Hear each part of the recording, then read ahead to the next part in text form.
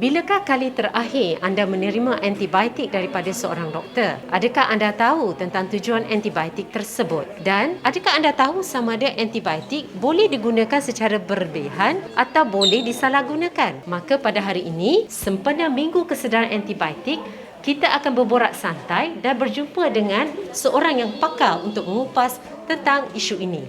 Jom, mari kita dengar. Assalamualaikum, Doktor. Waalaikumsalam, Puan Farizan.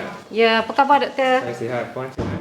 Saya sihat, Alhamdulillah. Seperti yang telah dijanjikan, hari ini kita akan berborak santai tentang penggunaan antibiotik bersama dengan Dr. Syahrudin Kamaluddin, merupakan seorang pakar perubatan penyakit berjangkit daripada Hospital Sungai Buloh. Baiklah, Dr. Shah, sebagai seorang pakar perubatan, mengapa doktor begitu mengambil berat tentang kerintangan antibiotik? Okey, Puan Farizan, antibiotik ni adalah satu jenis ubat yang sangat berfaedah untuk melawan jangkitan kuman bakteria. Kuman ni ada banyak jenis. Dia ada virus, dia ada kulat, dia ada bakteria. Jadi, antibiotik ni berkesan untuk kuman jenis bakteria. Apabila kita memberi antibiotik untuk kuman jenis bakteria ni, jika mereka tidak perlu ataupun kita memberi dengan dos yang tak betul, dengan indikasi yang salah, artinya memang berlaku penyalahgunaan antibiotik. Dan kuman ni dia boleh belajar cara nak lawan antibiotik ni lah sebenarnya. Jadi kalau kuman ni dah belajar cara nak lawan antibiotik ni, antibiotik yang biasa-biasa yang kita dapat daripada klinik swasta, daripada klinik kesihatan, dia mungkin kurang efektif berbanding dengan antibiotik yang lebih kuat. Jadi dengan penyalahgunaan antibiotik ni, dia boleh mengakibatkan bakteria ni menjadi kebal kepada antibiotik. Itu yang dipanggil kerintangan antibiotik lah. Jadi kita perlu gunakan antibiotik dengan sebaiknya untuk mencegah kerintangan antibiotik oleh kuman.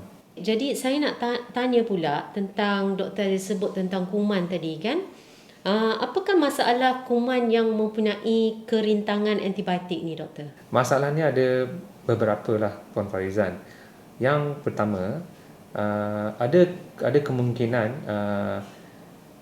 pesakit yang dijangkiti oleh kuman yang mempunyai kerintangan antibiotik ni boleh jadi lebih tenat berbanding dengan mereka yang tiada kerintangan antibiotik. Yang kedua, mereka juga perlukan antibiotik yang lebih kuat daripada antibiotik yang biasa yang kita dapat daripada farmasi ataupun daripada klinik kesihatan ataupun daripada klinik swasta lah. So, antibiotik yang dipanggil antibiotik kuat ni ada kemungkinan juga mempunyai kesan sampingan yang tidak diingini jugalah. Ada yang boleh merasakan buah pinggang, ada yang boleh menyebabkan masalah pada hati. So benda ni semua perlu kita menghadapi bila kita menerima antibiotik yang kuat ni, sebabnya kita dapat kuman yang ada kerintangan antibiotik. Jadi akhirnya mereka dah tenat, mereka perlukan antibiotik yang lebih kuat, dan ada kemungkinan mereka perlukan antibiotik ni untuk jangka masa yang lebih panjang. So dah jadi begini, ada kemungkinan mereka akan menghadapi kesukaran dan kepayahan duduk dalam ward. Mungkin mereka juga boleh ada gangguan emosi jugalah. Jadi ini adalah kesan-kesan sampingan daripada mendapat jangkitan kuman yang ada kerintangan antibiotik. Sebenarnya daripada saya yang menceritakan tentang kesusahan dan kepayahan yang diharungi oleh pesakit dijangkiti oleh kuman yang mempunyai kerintangan antibiotik ni, apa kata kita dengar sendiri daripada perkongsian daripada pesakit itu sendiri. Baiklah, doktor. Mari kita sama-sama mendengar perkongsian daripada pesakit bersama Dr. Hafiz. Assalamualaikum, salam sejahtera. Bersama saya ialah seorang individu pesakit yang pernah mendapat rawatan di Hospital Sungai Buloh, unit intensif rawatan rapi. Dipahamkan beliau di ward di situ untuk jangka masa yang panjang. Sebelum tu saya ingin memperkenalkan Wan Nur Azwin dan juga Encik Muhammad Adik, ya, selaku suami pesakit. Terima kasih saya ucapkan kerana sudi berkongsi pengalaman menceritakan pengalaman seorang pesakit ketika mengalami gejala COVID dan juga kesan-kesan sampingan akibat rawatan yang begitu berpanjangan. Sebelum kita pergi dengan lebih dalam lagi, saya ingin mengimbas kembali lah medical history Puan Azwin. Pada mulanya dimasukkan di hospital pada hujung bulan 7 dalam keadaan syarat mengandung, kalau tak salah saya kan, dengan gejala-gejala COVID. Pada mulanya Puan dimasukkan ke ward biasa. Selang seminggu selepas itu, gejala COVID bertambah teruk, bertambah parah lah orang kata, sehingga menyebabkan Puan terpaksa ditidurkan dan dipasangkan alat bantuan pernafasan. Tidak sahaja dengan dugaan itu, Puan terpaksa menghadapi masalah jangkitan kekebalan kuman atau kerintangan antibiotik untuk satu tempoh yang panjang. Jadi selepas 44 hari baru Puan dibenarkan keluar daripada ward. Dan tak lupa juga Puan terpaksa melalui prosedur emergency cesarean section untuk melahirkan anak yang ketika itu berusia pramatang. Betul. Bolehkah Puan cerita apa emosi Puan, keadaan Puan masa dimasukkan ward pada ketika itu? Okay, terima kasih Dr. Hafiz. Okay, apa yang saya boleh katakan pada ketika itu, memang saya sedih sangat kerana saya memang tak inginkanlah apa yang benda perkara itu terjadi pada saya kan. Ya. Tapi waktu itu memang saya sedih kerana waktu itu saya pun syarat mengandung 33 minggu waktu itu. Tak kata saya cuma banyakkan berdoa, tapi apakan daya, waktu itu terpaksa jugalah dimasukkan ke ICU. ICU kan. Dan waktu itu ada waktu COVID di mana Puan tak boleh bersama suami tak boleh bersama dengan Puan. Terdapat kekangan dari segi lawatan oleh ahli keluarga. Jadi semestinya Puan rasa sangat bersendirian, takut bersendirian. Takut Kita hadapi waktu itu seorang diri lah, dengan kata orang dengan semangat yang ada waktu itu. Pernah terlintas tak perkara yang seumpama ini berlaku kepada Puan, di mana Puan terpaksa duduk di hospital untuk satu jangka masa yang lama, masuk ICU, masuk tube? Secara jujurnya lah, saya katakan tak ada siapa pun yang inginkan apa yang terjadi pada waktu itu kan, yang terjadi pada diri saya sendiri lah. Walaupun saya waktu itu dah berjaga-jaga kan. Itulah saya katakan, walaupun kita jaga macam mana pun, kalau kata kita nak kena juga benda tu, kita tak tahu datangnya dari mana, kita terpaksa reda juga. Bagaimana dengan Tuan waktu ketika itu? Saya memang time tu perkara ni memang tak terlintas langsung akan terjadi dalam kita punya family lah. Jadi bila kata benda ni tiba-tiba jadi dekat saya punya family, memang masa tu memang satu kejutan lah. Jadi bila kata masa saya punya wife Wan Razwin ni ambulans ambil sampai dekat rumah, so masa tu kita tengok keadaan dia dalam keadaan sihat. Jadi kita pun mungkin 2 minggu ni boleh balik. So bila kata dah seminggu hospital telefon saya, dia maklumkan Wan Razwin ni terpaksa dimasukkan ke ICU pasal oksigen dan pernafasan semakin merosot. Jadi masa tu memang kita mampu berdoa je lah, kita maksudnya saya tak terdaya nak buat apa-apa, nak pergi hospital pun tak boleh, maksudnya nak melawat pun tak boleh, jadinya mampu berdoa je lah. Pernahkah kita Puan dan Tuan mendengar term istilah kerintangan antibiotik, kuman menjadi kebal? Pernah tak sebelum ini terbaca ke atau mendengar radio talk show ke cakap berkenaan hal ini? Secara jujurnya saya tak pernah dengar pun term kuman menjadi kebal tu. Jadi bila selepas ditidurkan dan dah sedar apa semua tu, staff ICU bagi tahu apa semua kan, berkenaan dengan penyakit tu, baru saya tahulah. Ya. Mesti sesuatu yang mengejutkan kan. Sebenarnya istilah kuman menjadi kebal, kuman tu jadi satu entiti yang di mana dia juga nak hidup. Jadi dalam proses untuk survival of the fittest tu, dia sendiri boleh mengembalkan diri dia, menguatkan diri dia dengan antibiotik resistant lah. Jadi itu yang menyebabkan kadang-kadang ramai pesakit terpaksa duduk di ward berhari-hari, berminggu-minggu, ya, kerana bertarung dengan ujian dan cabaran tersebut. Jadi selepas puan keluar dari hospital lepas 44 hari ya dekat hospital, adakah puan sudah 100% pulih atau masih lagi orang kata mempunyai kesan-kesan sampingan disebabkan oleh penggunaan alat pernafasan yang sebegitu lama? Ada tak masa tu? Okey, sebelum saya pulang ke rumah pun, dekat ward sendiri pun saya dah tahu dah saya memang waktu itu tak boleh berjalan. Sebab dah terbayang lama kan. Yeah. Jadi masa di ward tu kita buat visio apa semua. Sampai di rumah, pulang di rumah pun masih belum boleh berjalan. Jalan sikit-sikit saja dah, tapi dengan bantuan wheelchair apa semualah. Jadinya waktu itu memang banyak benda lah yang saya rasa saya macam tak boleh nak back to normal activity saya sebelum ni. Dengan tak boleh berjalan, dengan tak boleh melakukan aktiviti-aktiviti harian seperti dahulu, tak boleh nak jaga anak yang masih kecil waktu itu yang saya lahirkan waktu itu kan. Jadi dengan bantuan suami lah, dengan kata-kata dorongan motivasi pada keluarga aku semua, sehingga sekarang alhamdulillah lah. Jadi semasa puan berada di hospital tu memang puan mengalami jangkitan sekondari di mana kuman lain mengambil peluang ke atas diri badan puan ya. Jadi menyebabkan proses kesembuhan itu berlaku begitu selambat sekali ya. Bagaimana dari pandangan tuan tentang kerugian masa? Betul. Maksudnya bila kata saya punya wife dah disyaki lah, maksudnya dah disyaki pesakit positif COVID-19. Lepas tu pula tempoh yang dia duduk di hospital ni kalau tak silap saya 44 hari. Maksudnya bila kata COVID-19 ni dah pulih, dia doktor maklumkan dia bertukar pula paru-paru dia di hampir keseluruhan dijangkiti kuman.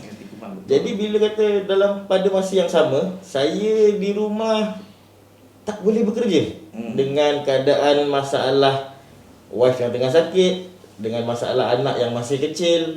Jadi kekangan untuk saya keluar bekerja tak boleh. Betul. So maknanya kerugian masa saya sepatutnya boleh mencari rezeki untuk keluarga jadi terbatas. Cuma apa yang mungkin saya sebelum ni buat simpanan sikit. Maknanya benda itu betul-betul penting. Bila kata contohnya, cuba bayangkan kalau kata keluarga lain yang kena, dia punya ketua keluarga yang maksudnya dia mencari rezeki dengan gaji harian, tak boleh bekerja. Jadi kat situ saya dah boleh bayangkan. Maknanya saya susah macam ni. Kalau kata ada family lain yang lagi susah, Allah tak boleh nak bayangkan doktor. Kesusahannya betul. Itu nasib baik tuan ada backup plan sikit kan. Betul. Tapi hakikatnya apabila pesakit menghidapi sesuatu penyakit lain, contohnya sakit jantung atau asma, dan pada masa yang sama menghidapi terpaksa mengharungi jangkitan kuman yang kebal ya, di mana pihak hospital akan berkurumus memberikan ini, secara tidak langsung menyebabkan proses kesembuhan itu berlaku terlalu lama ya, dan menyebabkan proses kesembuhan itu macam tak kesampaian lah. Jadi betul lah apa seperti yang tuan cakap ya, kerugian masa, kerugian wang ya. Betul. Jadi sekarang macam mana? Sejak daripada keluar tu, adakah berangsur-angsur pulih ataupun masih teringat lagi trauma tu masih ada?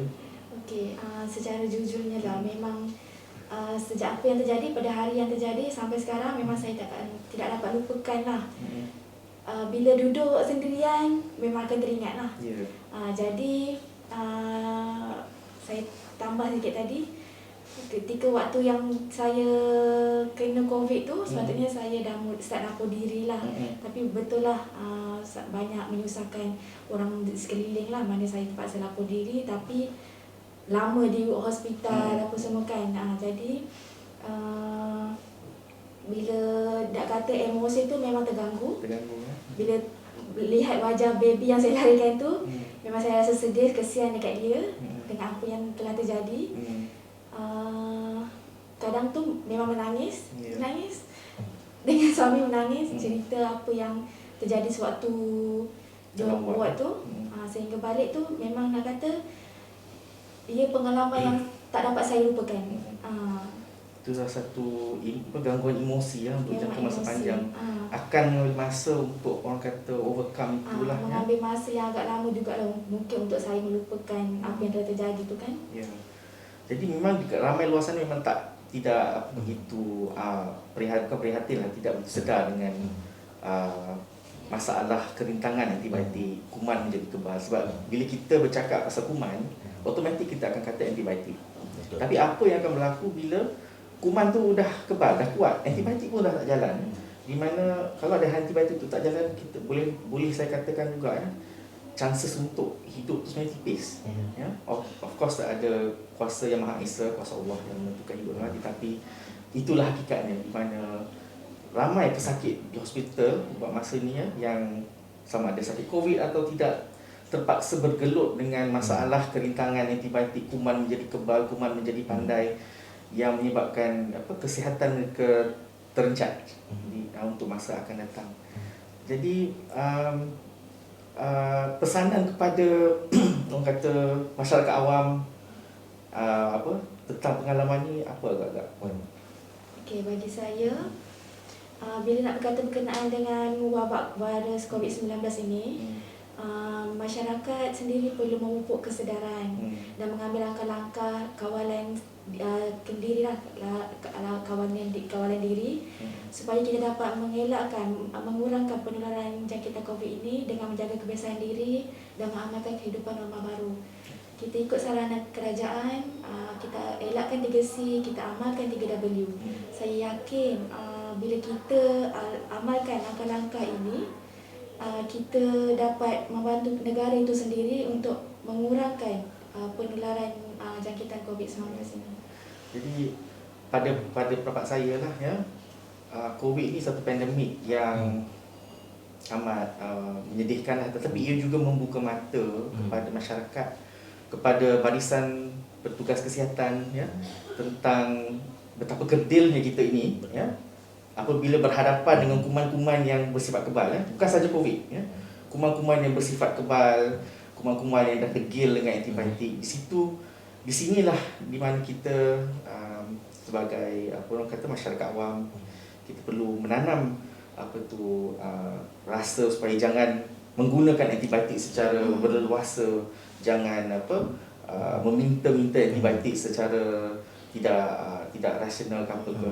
Antibiotik akan diberi jika perlu ya, tetapi jika dia telah digunakan secara berterusan, kesannya tu ada ya. Sebab seperti mana dengan ubat-ubat lain, dia akan ada kesan kepada badan kita, kepada imbangan badan kita ya. Jadi apa yang macam mana yang puan alami, kuman yang bersifat kebal tu dia dah menjajah satu paru-paru ni, keseluruhan paru-paru, menyebabkan paru-paru tu dah tak boleh berfungsi. Walaupun diberi antibiotik pun dia degil, dia masih duduk melekat kat situ juga. Jadi natijah dia sehingga terpaksa ditebuk tiup kan, ditebuk tiup di leher untuk membantu pernafasan ya.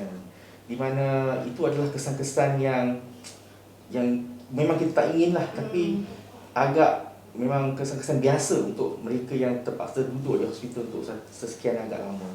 Jadi diharap pengalaman puan yang puan kongsikan ini kita dapat jadikan sebagai satu membuka mata masyarakat tentang bahaya penggunaan antibiotik secara berleluasa ya. Dan sebab kesannya bukan sahaja di satu masa, kesannya berpanjangan. Macam puan cakapkan tadilah kan, duduk hospital tak boleh dengan baby. Macam tuan tadi kata apa, masalah ekonomi kan, terpaksa duduk jaga anak kan. Kalau sakit biasa kurang-kurang dah boleh buat Grab ke apa ke kan.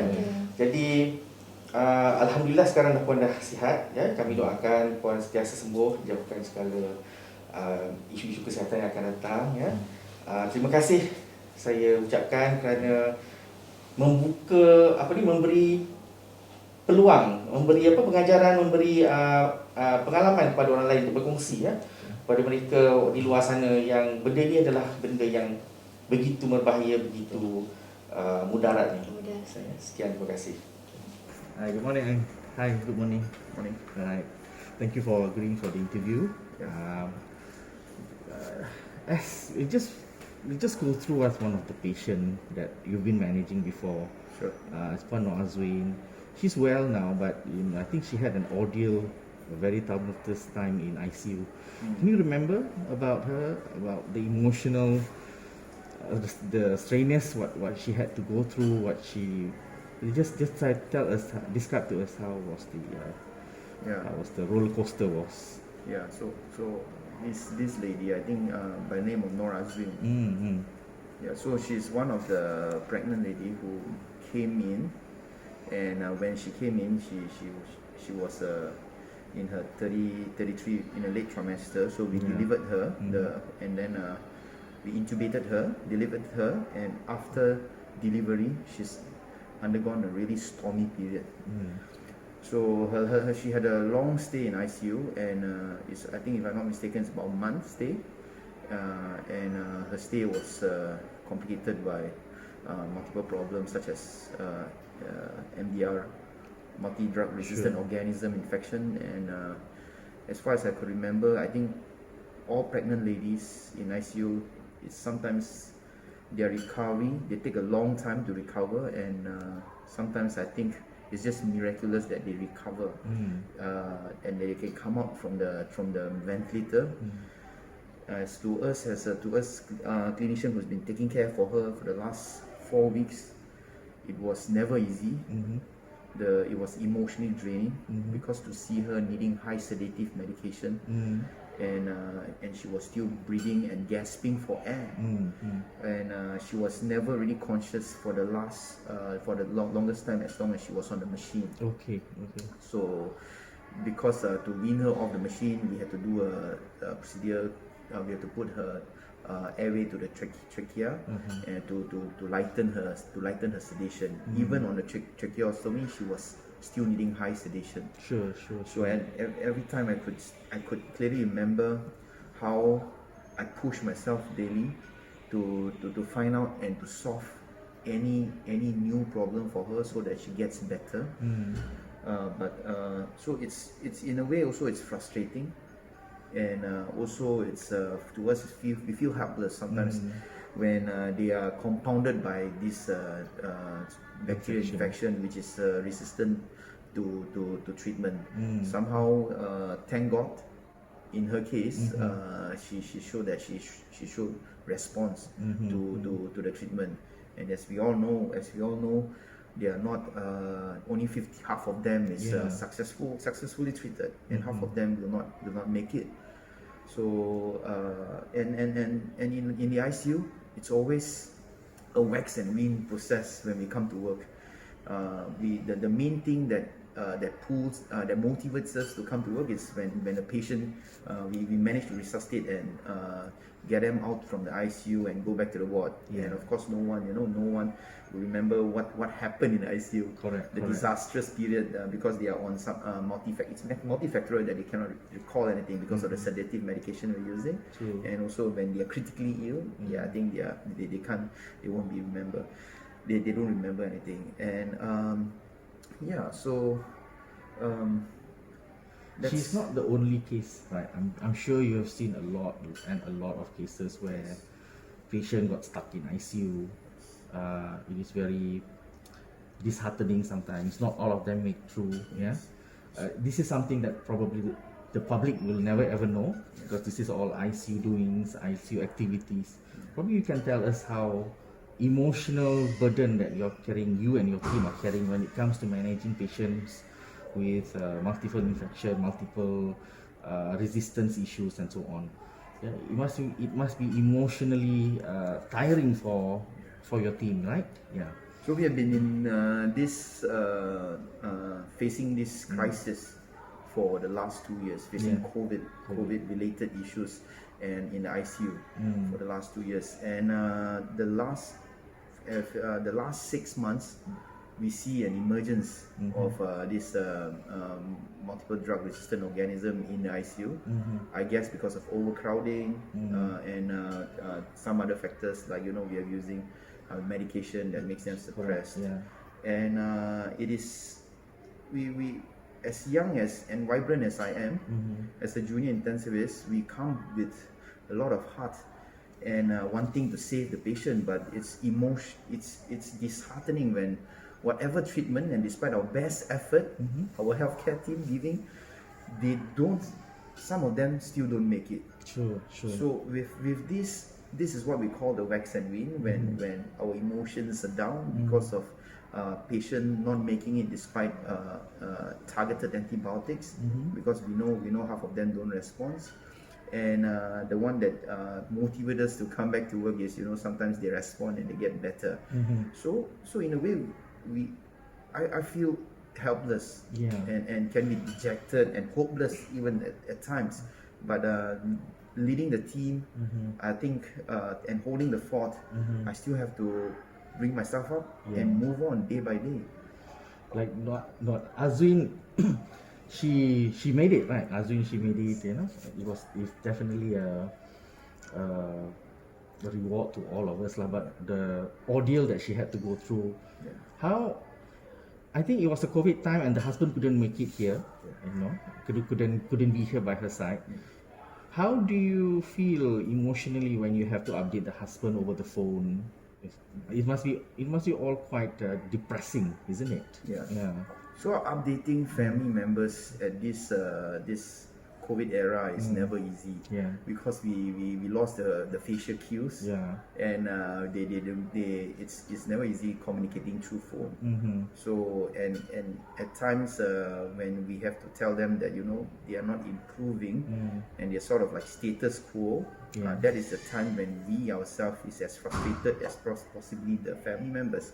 But I believe the family members know that we are doing our best we can for the patient, and I myself sometimes update family members of more difficult family members, and for Azwin, I think my team has been updating them, and I think it is definitely an emotional toll, and sometimes we just hope that the family member could keep up patience with us, he could keep believing what we're doing, and hope for the best for the patient. So we met Azwin last week, and she is doing well. Right. Yeah, she's recovering. She's happy. She's with her husband.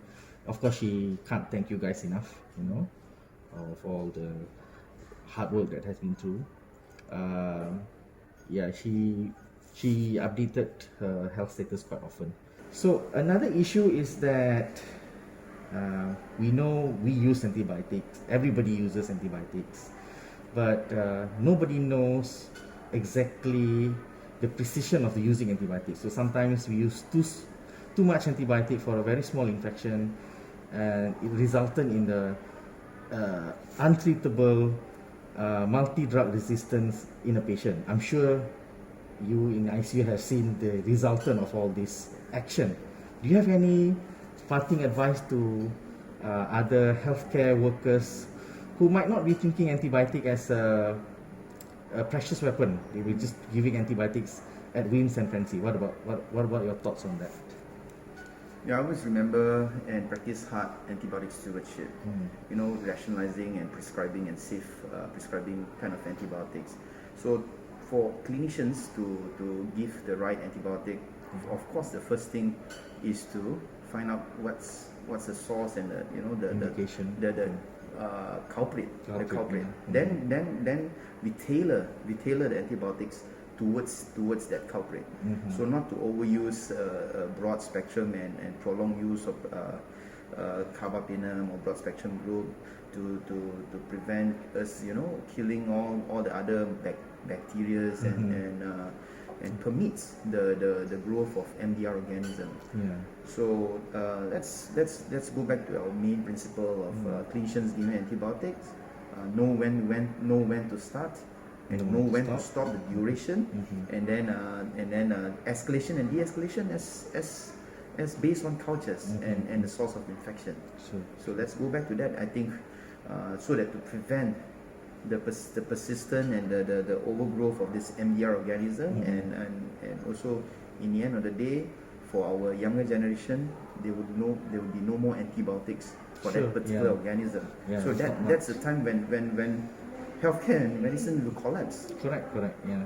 Yeah. Thank you for your time, Dr. Ng. Thank you for your points. Good, thanks, So, Hafiz. alright, thank you. Take care. Yeah. Selesai sudah perkongsian daripada semua pihak. Semoga perkongsian tersebut memberi manfaat kepada anda semua. Sempena kempen kesedaran anti-microrat sedunia, ingat, hentikan penyalahgunaan dan penggunaan antibiotik secara berlebihan.